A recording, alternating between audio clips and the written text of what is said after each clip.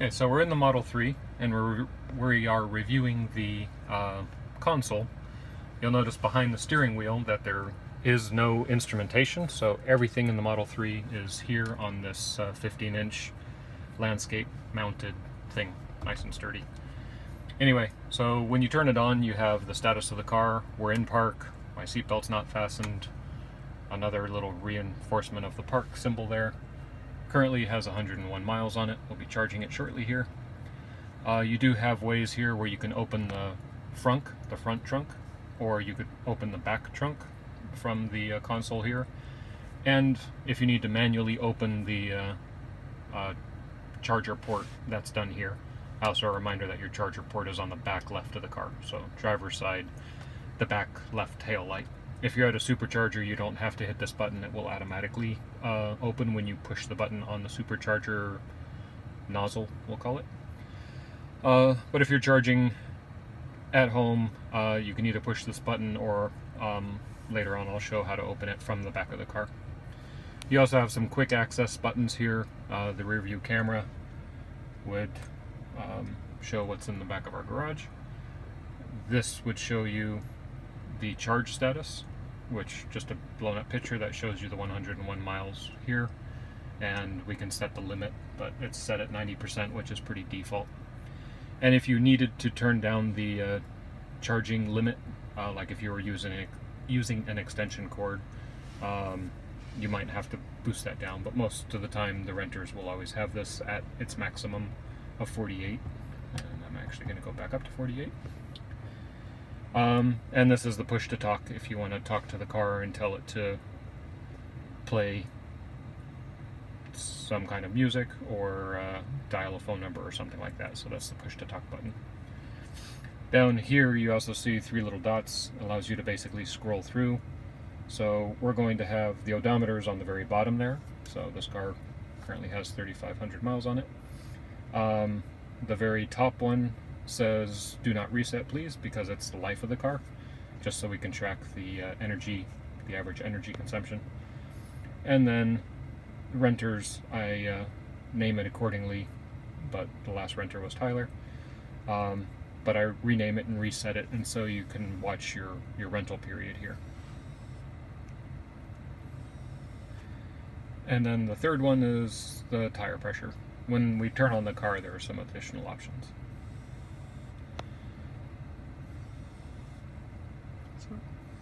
Okay, so over here, across the bottom, we basically have the car's functions.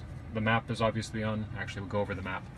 So if you do the navigate button, you can type in an address and then it'll come over the car speakers. It has lane guidance if you're on the highways to tell you where to be. And then on this map, basically have these three buttons. This turns the earth on and off.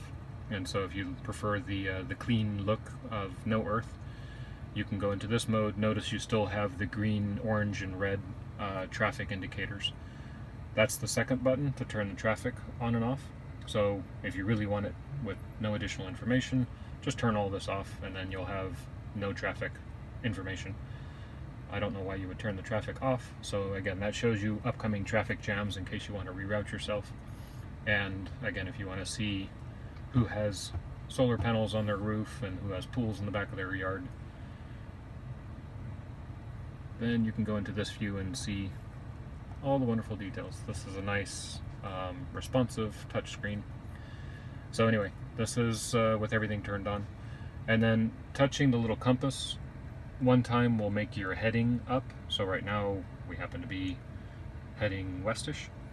If you tap it again, you'll get the the heading north. So if you're looking at a big map and you want to see like Dallas and Fort Worth next to each other, it makes a whole lot more sense to have north up. So here's Fort Worth and Dallas. Whereas if you do the heading up, now Fort Worth would actually be below us, which is not intuitive. So tapping the thing once, heading up, again, north up. Most people do heading up while driving. The other useful thing is this third button is going to show you the charging locations nearby. So if you click the charging, it'll show you the Dallas supercharger at Walnut and 75, the Plano Supercharger, Arlington Supercharger, South Lake Supercharger. And if you click on any one of these, it will go ahead and calculate your route to it and give you a way to get there and tell you what percentage you will end up at. So if we were aiming for that right now, we would get there with 28% of our battery remaining, and how long it's going to take and how far away it is. Normal navigation. So I'm going to cancel out of that. The other thing on the map is there's an additional little cog setting here for your map settings where you can turn on avoiding tolls, for example, whether to reroute, show round trip energy. So if you're going to put in your destination and you want to get back, you can show that, just to make sure. I mean, if you're going somewhere that didn't have a charge location, you were going to eat dinner and then come back here, wherever here is, you could ask it for your round trip energy consumption. So that's it pretty much for the map. If you want to, across the top here, you can lock and unlock the car. Obviously, if you're in the car, you can't get your arm out there to put the card on the B pillar. So you would hit that, locks the door, unlocks the door. That's home link for opening garage doors. Bluetooth, you will be able to get rid of other people's cars. So you'll be able to hit add new device, and then down here it'll say search. Actually, if we do add new device, there you would hit start search, and then if your phone is in here, you can connect it up for making phone calls and streaming Pandora and all that good stuff. So that's a little Bluetooth symbol up there. Driver profiles, you can go ahead and create a new driver profile, and that way the seat and the steering wheel and everything will return to your settings. Anytime you change something, you can save over your profile. Across the bottom, we have the vehicle, and this lets you do all sorts of things. So adjusting the mirrors, for example, when you click on adjust the mirrors, it tells you that the left roller ball is used for adjusting the mirrors. That's harder to see. Let me demonstrate it with the steering wheel. So same thing, the left ball is now repurposed for the steering wheel. And over here, if I now roll the steering wheel,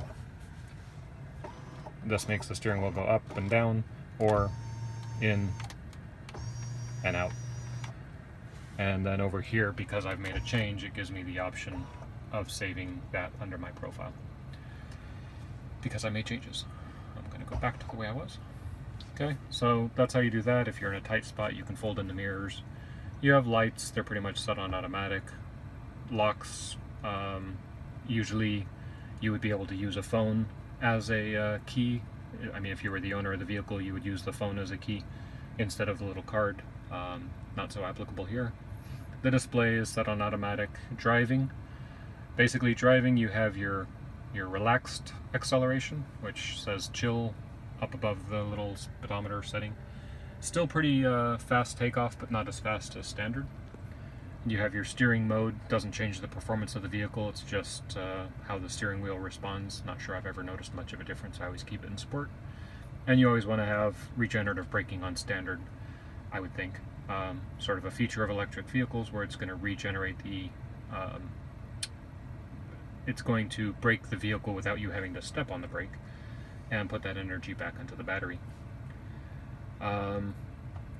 Autopilot, you have the distance you want to follow from another vehicle.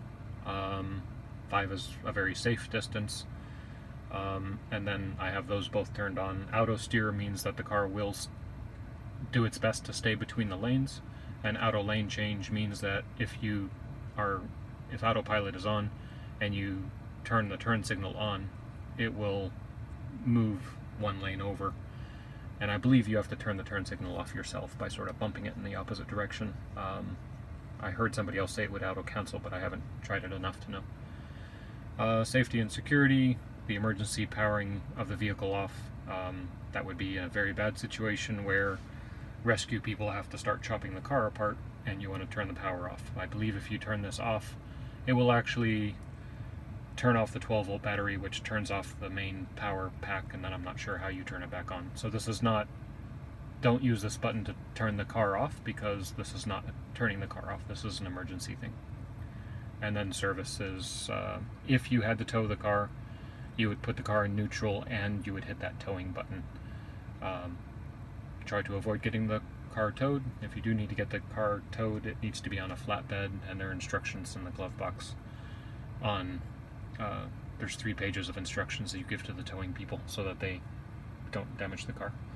And this is how you open the glove box. So again, you just go to the car and open the glove box. In the event of the battery getting disconnected, in the event of an accident, I believe the glove box opens itself. Also across the bottom, and on any of these guys, like on Autopilot, where we saw these 3 settings, there is also a cog on most of these windows that lets you go into advanced settings. So emergency auto braking, if the lane departure warning is annoying you, then you would be able to turn that off. Forward collision warning. Anyway, advanced settings are always on these cogs, pretty much on several of these. There are advanced settings, but music is down here. And so on that you have your phone if you wanted that as a source, or you can choose between radio, streaming music, or your phone. We're on streaming right now, and then you can go to different genres, choose a genre, and it'll give you a whole bunch of channels where you can go into your 60s, 70s, 80s, 90s, whatever. And so that's your radio. Your volume is here. You can pull this out of the way if you just want it off, so you'd be able to turn the volume up. Also, on the steering wheel, the left steering wheel now becomes your volume up and your volume down, or push it in to mute the radio. On the seats, these are the front driver's seat, front passenger seat. There's 3 levels of heat. Nice for if your back is sore. The temperature is currently synced. You can turn it up and down, and if you hit the sync button, it'll unsync it, so one person could be colder than the other person. Typically, I leave them synced. And if you hit this button, it basically allows you to control the all 5 seats. So the back seats are heated as well, and you can tap on them to give people seat heat back there. The climate button, you can control the fan speed up here and where it's blowing, and whether it's recirculating, all that good stuff. What's different about this car is you'll notice there are no typical vents. It's one big long slot that goes along the front of the car, and this here controls where it blows. So if you put it together, and right here it would like blow at your head, and if you wanted to go to the opposite sides of your head, you would do that. If you want to just sort of shoot it up over the top of you, away from you, you'd do that. This would be sort of at your chest. So lots of control for each person. And again, if you unsync them, one might be blue for air conditioning and one might be red for heat. That would be pretty extreme, but it's possible. And you can turn it on and off here if you want total silence while driving. Given the Texas heat, you probably will not want to turn that off. Okay, that pretty much covers the front console.